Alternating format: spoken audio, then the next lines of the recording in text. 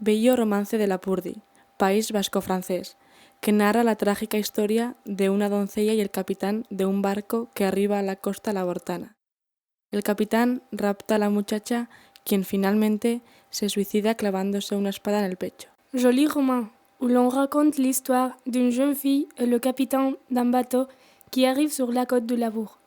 Le capitaine enlève la jeune fille et finalement elle se suicide.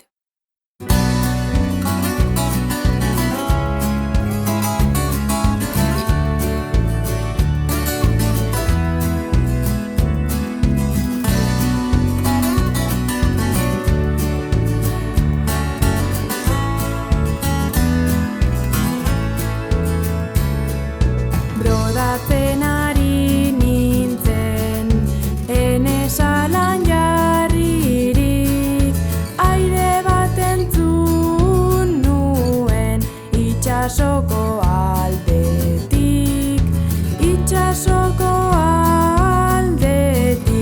untzian kantaturik.